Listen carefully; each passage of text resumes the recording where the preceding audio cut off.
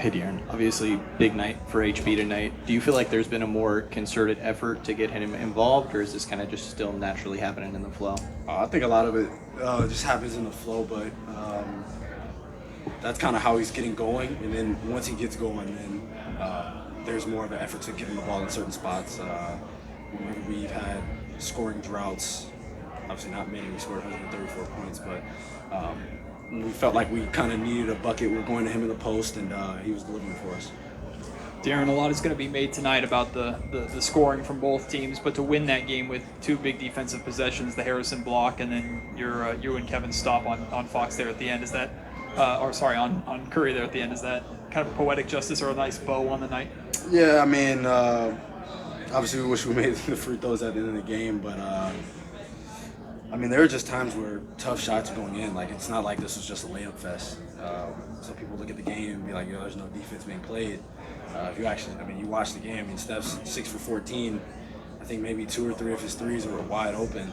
Other than that, I mean, Clay hit some late clock buckets.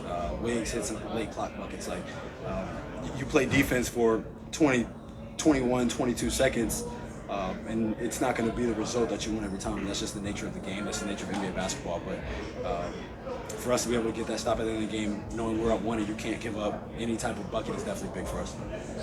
De'Aaron, I know the Warriors last year were saying how they still don't really consider this a rivalry. Do you feel like these games is becoming more of a Northern California rivalry between you and the Warriors?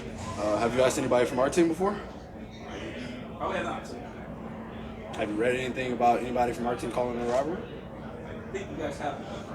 Who? Well, no, I don't remember exactly. Yeah. Well, like I said, I've never called it a rivalry, so. I mean, would you consider it one?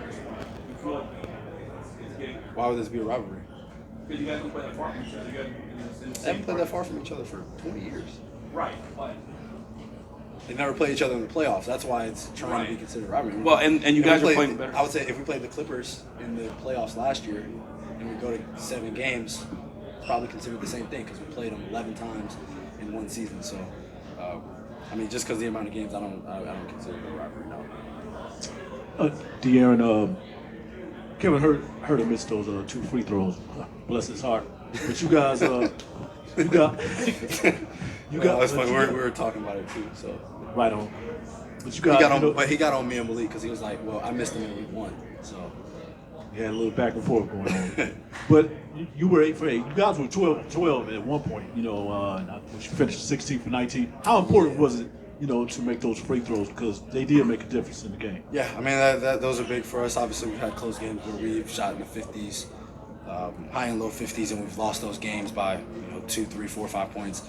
So for us to make our free throws and be able to pull out a close one, that's just a testament to what we need to do. Because if we don't make our free throws, this is an entirely different game. So obviously you don't want to just sit here like, oh, make your free throws, because we actually had a conversation about this, and Jay Triano brought up, us telling you to make your free throws isn't going to make anything better. It's not going to make you make your free throws. So for us, obviously, you go in, you continue to work on it, and we know that we have to shoot free throws better. But sitting there saying you need to make your free throws, that's never going to fix anything.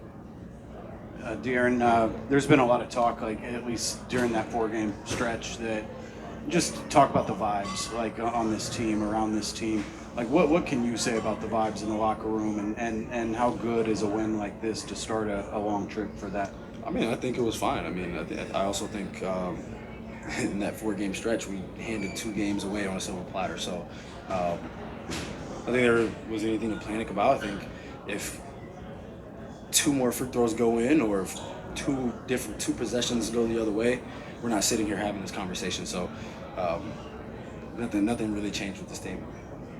Fox, back in the playoffs, a lot was made about Domas and the space that the Warriors were giving him tonight. He seemed to take those shots, especially hitting a couple of wide open threes that they gave him. I'm just curious your perspective on his willingness to take that shot and how confident you guys are in him taking that shot, and I guess how much you enjoy seeing those drop. Yeah, seeing him this summer and the amount of work that he's put in on his jumper. Obviously, we don't need him taking step back threes or anything like that, but when they're giving him that much space, we want him to take those shots. And when he's doing it with confidence, you become a better shooter whenever you actually want to be, whenever you want to take those shots. So, like I said, we're not asking him to shoot 4, 5, 6 threes a game. If he shoots 1 or 2, that's perfectly fine because that makes guys have to take 1 or 2 more steps up.